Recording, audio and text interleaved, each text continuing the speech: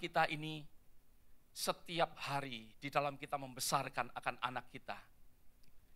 Kita ini seperti orang yang bertanding. Di dalam kita membesarkan akan anak-anak kita, mungkin anak saudara masih kecil, mungkin saudara tidak merasakan. Tapi bagi anak saudara yang sudah mulai, mungkin kelas 2, kelas 3 SD, sampai seterusnya, kehidupan kita sebagai orang tua, kita seperti orang yang bertanding. Bertanding dengan apa yang ada di sekitar mereka. Bertanding dengan peer pressure, ya, mungkin tekanan daripada keadaan yang di luar. Kita bertanding dengan media, kita bertanding dengan internet, kita bertanding dengan teknologi. Saudara di rumah sebagai orang tua, kita ini bertanding mau tidak mau. Mengalami ada sesuatu pertandingan, mengalami ada sesuatu di mana kita harus lebih maju. Bagaimana kita harus mengalahkan tekanan-tekanan yang berada dari luar. Saudara, mau tidak mau, kita sebagai orang tua, kita harus bertanding. Berapa saat yang lalu saya pernah mendengar, entah dari Pak Simon atau dari siapa, ya, bahwa anaknya pulang, lalu mengatakan kepada adiknya atau ada seorang anak yang pulang dari sekolah mengatakan kepada adiknya atau mungkin kepada mami papinya, pulang sekolah baru kelas 2, kelas 3 SD, pulang sekolah berbicara tentang seks.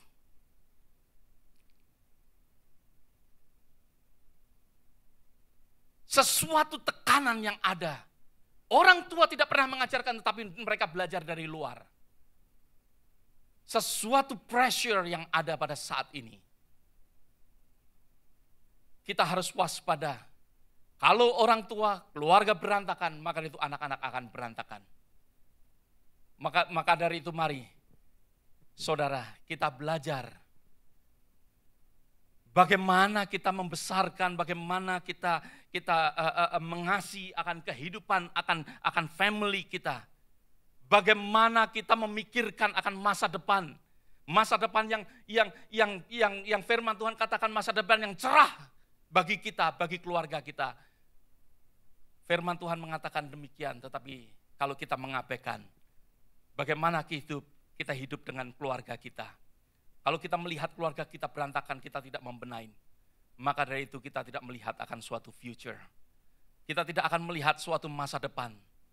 Masa depan tidak ada di dalam kehidupan kita. Saya sempat mengalami kehidupan yang upset dengan seorang guru daripada anak saya. Pada saat dia mungkin kelas 4 atau kelas 5 SD. Dia, saudara, kalau saya boleh ceritakan selama dia diajar. Setiap pulang sekolah, saya sudah mulai curiga. Setiap pulang sekolah, saya bertanya kepada anak saya, karena istri saya belum pulang rumah. Dia selalu mengingatkan, tolong cek homeworknya dan lain sebagainya. Kalau ada homework, saya setiap pulang sekolah, saya bertanya, ada homework enggak? Enggak. The next day-nya pulang sekolah, ada homework enggak? Enggak. Wah, kok santai sekali. Ya. Saya tanya lagi, ada homework enggak? Enggak. Dia katakan demikian. Lalu satu saat dia mengatakan, my teacher doesn't believe in homework. Karena sudah berapa jam di sekolah, katanya sudah enough. The next year-nya, pada saat dia naik ke kelas yang berikutnya, dia menjadi orang yang tidak tahu apa-apa di kelasnya. Why? Karena guru yang tidak mengajar. Pada saat dia di kelas yang sebelumnya itu, apa yang dia dapatkan kalau setiap kali dia pulang, dia mengatakan, ya, my teacher divorced. Now her name is not A but W. I don't want to mention her name. Dulu namanya E dan sekarang W. Saudara, apa yang diceritakan di kelas many time kita sebagai parent, kita tidak tahu. Apa yang masuk di dalam pikiran dan hati dan semua yang ada kita tidak tahu. Anak kita tidak diajar, kita tidak tahu. Dan kalau saya boleh katakan, kenapa guru ini tidak mengajar?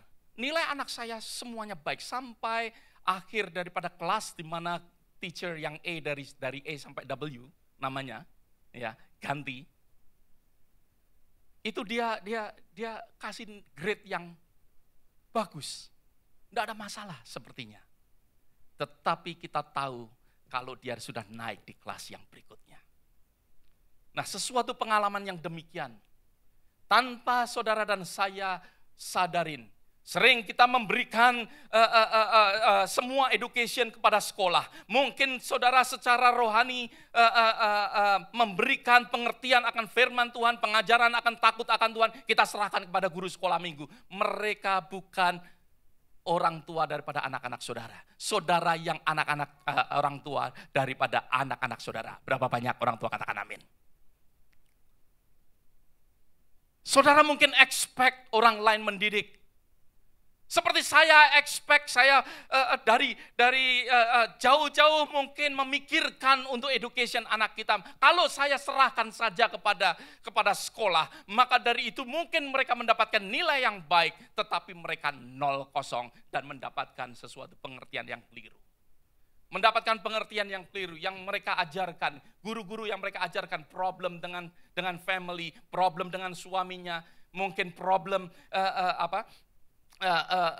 sampai hal divorce dan lain sebagainya. Apa yang anak-anak mungkin masukkan, divorce maybe sesuatu yang common, sesuatu yang biasa, sesuatu yang oke. Tetapi firman Tuhan boleh kita renungkan di dalam kehidupan kita. Supaya kita sendiri boleh benar-benar mengerti, boleh benar-benar kita menyadarin di dalam kehidupan kita bahwa peranan daripada orang tua penting. Sebenarnya saudara, berapa jam sih kita bertemu dengan anak kita? Berapa jam sehari kita bertemu dengan anak kita? Mungkin 3-4 hours. Kalau saudara tidak sibuk. Ditambah kalau saudara kerja lembur.